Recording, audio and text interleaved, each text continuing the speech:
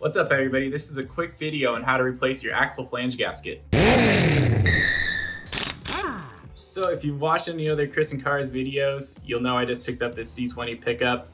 I went to go drive it one day and noticed fluid all over the rear rim, freaked out thinking it was an axle bearing or seal.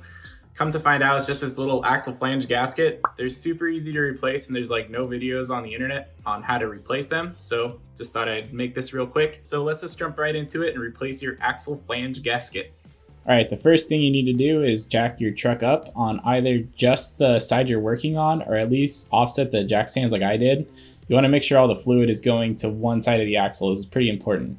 Next, grab a breaker bar and start taking out the axle shaft bolts. The more you loosen the bolts, the more gear oil starts to seep out of the bolt hole, so grab some sort of fluid collector. A little tip is you can take out just the bottommost bolt, and most of the fluid caught up in the hub should come out of that bolt hole. But remember, we tilted the axle, so not a lot of fluid should come out. Once all the bolts are out, you can remove that floating axle. Now this is the point where you can remove the entire hub and drum assembly, replace the axle seals, brake pads, bearings, all that. If you have a fluid residue on your drum itself, you should definitely take these steps and remove the whole assembly because that's a sign of your axle bearing and seal failing.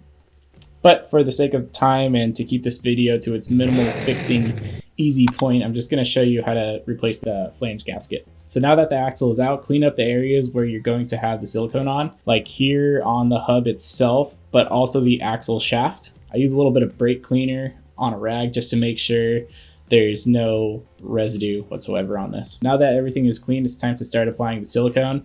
I'm using a generic RTV meant for gear oil. I'll put a link down in the description. And then I'm also using a paper Velcro gasket.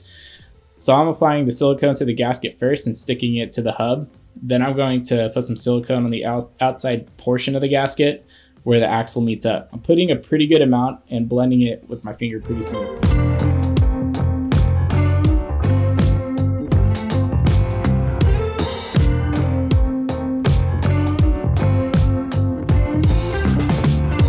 Cool, now that you're all siliconed up, grab your axle shaft and work it all the way back down. But don't go all the way back down because you might notice you're about a tooth off and the bolt holes aren't actually lining up.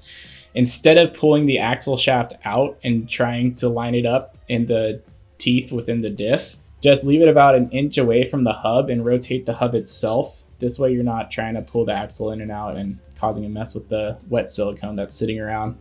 Once you have the shaft all the way down and the bolt holes are lined up, give it a little wiggle so the silicone starts to distribute evenly.